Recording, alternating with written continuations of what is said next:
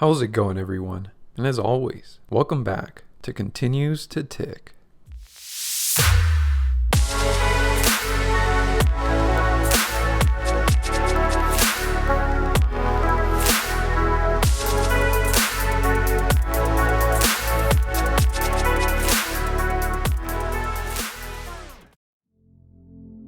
Friends, question. If you took the time to explore, at what point in your life would you say you realized that you no longer got the chance to be or do what it was that we've always wanted to be in this life? When is that moment? The moment that first as a child we dreamed, but then later as an adult we realized we never accomplished it. The accomplishment of these dreams and desires never coming to surface. The expectation we set for ourselves never resulting. I guess first off, is it even realistic to believe that any child's dreams can become a reality? Is it even possible? Look around you. Maybe you're even included in this group, but I'm doubtful it's a dream of ours as a child to work a job we see ourselves in now. And how does that happen to be? That we settle so much? Just worth a thought. I mean, what do you say, friends? Are you now where you thought you'd be then? The younger you, as a child, in a world where the outcomes were endless. Not so much endless now, for me at 27. But as time goes on, what would your past self say about you then? About where you stand today? What would the younger child version of you, who still dreamt, say about your current position right now? Would they even recognize you? Would they be proud? Would they claim you settled? Be disappointed? Maybe we'd argue with this younger version of ourselves, try to rationalize with them, try to make them understand that real life, as we move within it, itself is long, can change and often changes, is unique, and because of this, the pieces on the board that are there at the start come and go, with many eventually never coming back in play. It's not my fault, you'd say to them. No matter how you try to explain it, as children we never really see the world in this way. I know, at least for me, I didn't see myself growing up to be just anything or have any career. I didn't grow up wanting to be a registered nurse. That was simply a smart decision I made to survive. I leveraged my options. That was simply the best one. As children, we grow up with the desire to be something big and special. We see some people make it in big and special ways. But as adults, we later realize the majority simply do not. So when and how does this dream shatter itself? As the realities of the world come in more clearer as we age. I guess not everyone can win, maybe. We eventually begin to tell ourselves, but it is possible to really win. You see it. What prompted me to think of this, friends, was the continual sight I tend to see of those around me living a monotonous life, and my life included. I work, I play, work more than play. I save up money, I spend it, and then need more. I'm surviving fairly well for 27 years old, but I wouldn't categorize myself as thriving. I remain content throughout this process, but I also remain hungry for more as I continue to put effort into my life to remain content in my mind. But would I go to the extent to say that I'm living my dream life? That's a no. And honestly, it's a rather humbling realization. My dream as a child was to always be a bigger person than I am right now. Maybe we all have a sense of growing up to be something special with the bigger purpose. And sure, special can have its own connotation or meaning or framework. Maybe it means being rich and famous, or simply being kind and spreading kindness in the world. It can be both even. But as it relates to me, as I look at myself in this world, I saw a higher level of personal success than I have now. And this doesn't mean I won't happen to ever obtain that dream, but reality is, I can stop trying today, right now, and for certain, never obtain it.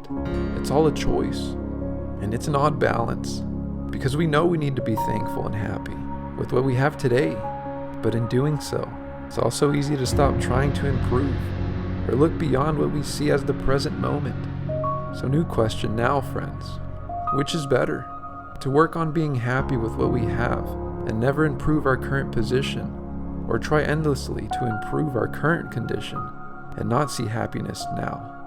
I believe the answer lies somewhere in the middle, but that is also where the conundrum lies. For each of us, I do believe will come a moment one day when we realize we never reached our childhood dream and it grows up to be nothing. And the biggest piece to this itself is not the idea of the dream, but the lack of reaching our full potential as we imagined we'd be. And what I'm beginning to realize is that apart from the total effort being on me to make my dreams happen, it's also on me to give up on them and solidify a negative outcome. The choice is mine either way. The choice is yours either way. In my current situation, friends, I'm content. I'm currently a registered nurse. I make good money. I work for the state of California. I'll receive a pension one day. I should retire fairly early for the masses, that age being 50 or so. If this is who I remain to be the rest of my life and reach old age as a result of life here that I just explained, I'd look back at it one day and say I lived a great life. But would this have been the life I imagined as a child? No.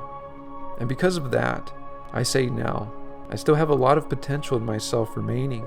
As adults, we are often living a life naturally of survival, not so much the life we pictured as a younger version of ourselves, or continue to dream of, not even as just children, but also as adults. Rather than choose to survive, I'm going to choose the path to thrive, no matter the difficulty. Whether I accomplish the goal or not, I'm realizing my dream as a child lies in the pursuit itself and the potential for endless possibilities. And now moving to wrapping up this week's video, here in the last segment, and like I said, I'll always try to include it because it does mean something, and since the beginning of this journey, it has been here, and it's just to show you, over time, the growth of a dividend portfolio, or I guess the growth of my financial investments. It just happens to be a dividend portfolio that is my investment strategy. As you hear a crow in the background, but as you can see, we're currently in the Jesse's cash flow portfolio, sitting at $59,508.03. And this is on the all-time charts, as you can see here. Zooming in a little closer, you can see right now, we're at a total return of 9.71%, which equates to a total gain of $2,773.61. And for market gain alone, this is $725 and dwindling. And this last week it got hit pretty hard. We had a really big drop in the Dow, and clearly, my portfolio also reflects this. But somehow, someway, we're still managing to stay in the green, despite all of these market downturns. I guess this is ultimately a defensive strategy. I mean, that is what dividend investing is anyway.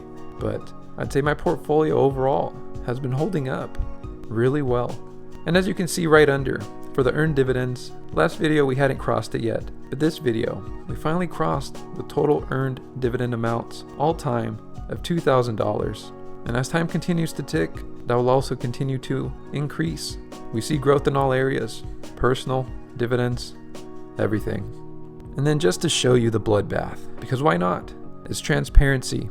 As you can see here, over the last week's performance, we had a loss of 4.11% of the portfolio, which led to a total financial loss of $2,546.83. So it was not pretty.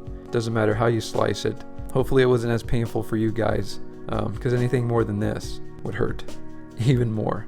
And now for one of the best parts of the video itself, if you're a dividend investor, or if I guess you just like money. I mean, who doesn't like getting free money? And that's pretty much what I'm going to show you here. So as a dividend investor, you get paid dividend payouts, right? And this last week, as you'll soon see, was actually the first time I actually changed my deposit amount to my new strategy amount.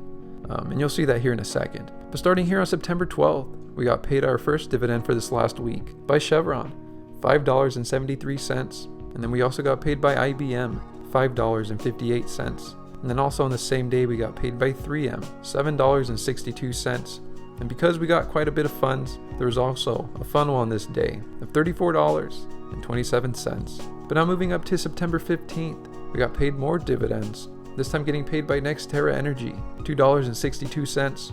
And then also getting paid by O, $7.10. And then here we are on the next day, on September 16th, getting paid by Duke Energy Corp, $6.47. And then also by McDonald's, $3.29.